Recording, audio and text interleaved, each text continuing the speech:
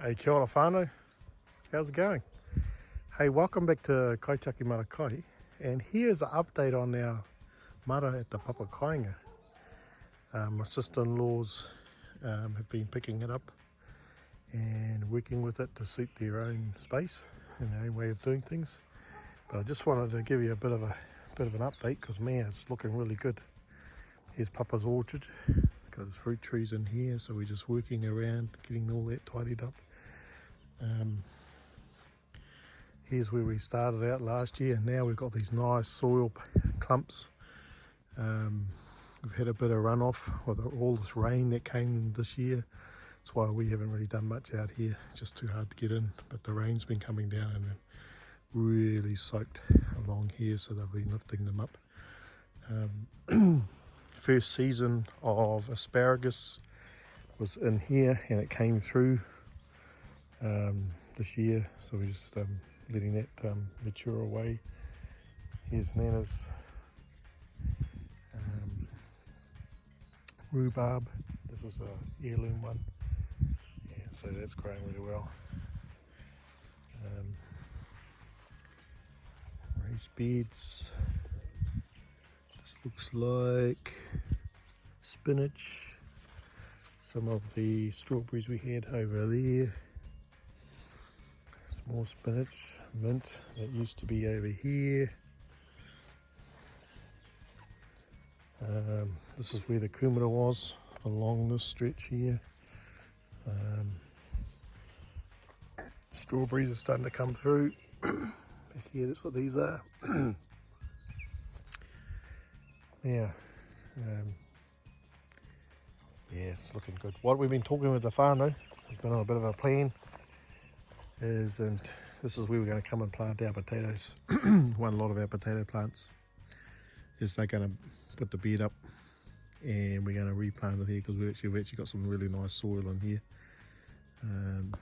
So potatoes in 2 weeks time, so you'll have a look at that. So we're going to put all our root crops, particularly like potatoes, kumara, piru over this side, and I'll show you where they're going to put all their leafy stuff, brassicas.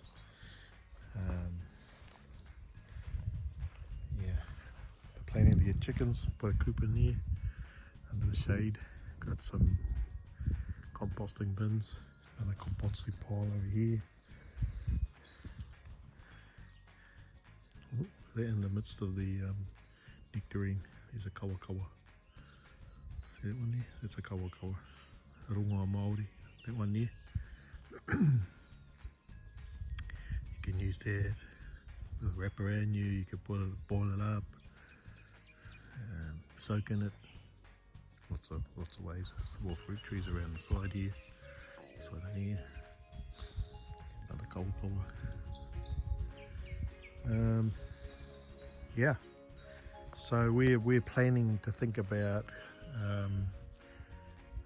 looking at putting up a permaculture around here in relationship to swales. So we're thinking of a swale along there, maybe a couple of them, because we're now getting a lot of water running down this way, and so I'm thinking about a food forest along the mounds of the swales, and then it runs further down. So we might end up putting 2 swales in and then put a food forest in there. So we're just thinking of what that could look like, and that's not my own idea. It's Jeff Lawton over in Australia. Does a lot around permaculture and swales and the usage of it, and then slowly the water comes down, capturing comes down. In effect, this is kind of like, capturing the water down to the orchard. But yeah, the girl's doing really well. And now here's an example of what happens when you leave the soil exposed. Now we've had a lot of rain. They've transferred what we grew in here into our raised beds that they've made of those half barrels. But when your soil is exposed like this, with no protection on it, see how it's compacted? See, that's gone very hard. So even though we've got produce growing in it, the importance of having a cover crop or a cover over it like you see a little bit over there. There's a bit of covering over there. When the rain, and we've had a lot of rain this year through Northland, it impacts onto the soil, and basically what we had toiled up and was all nice and loose, it gets compacted, and then all the nutrients actually just run off down the hill. So whereas if I come over here in this Māra, because there's vegetation in it, I can see how it's all nice and, yeah, look at that, it's all loose. It's all loose in there. Look at that, see that? That's the difference. So sometimes if you're not going to use a Māra, is to put a cover crop in to hold it in place. And what the cover crop will do, like lupins, is we'll put the nitrogen and carbon back into the soil. So even though this one looks funny, but this one's actually really good. But yeah, we'll fix that. It's easy to fix. And same over here. Got a bit of compaction going on. But those are all lessons for us and good examples. Anyway, this is this side and the orchard. We talked about getting this tidied up, slowly working on it, be able to get back access to our fruit trees, and then think about other fruit trees we want to put in here, particularly utilising the canopy that's here to give protection for our baby ones. Alright, I'm going to go around the other side and show you what's going on over there.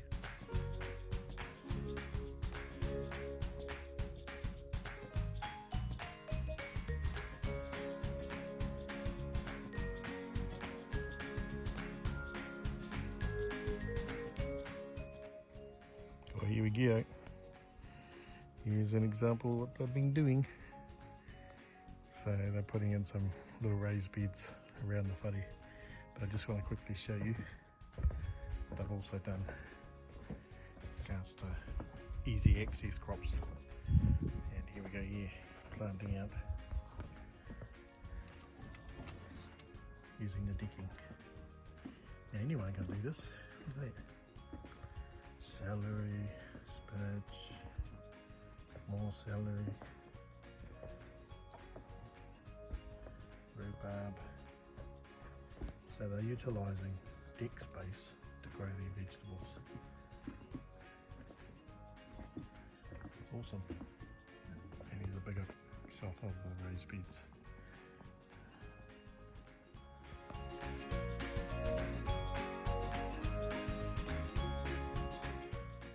Yeah, well, here's the other side. So we've got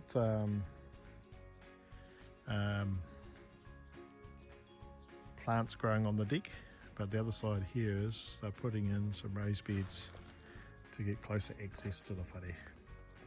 And so they'll do all their greens, and they're going to take some of these wood here to redo the beds on the other side. Yeah, so some raised beds. So we're going to plant in things like lettuces, some of your broccoli, cabbages, and these beds here.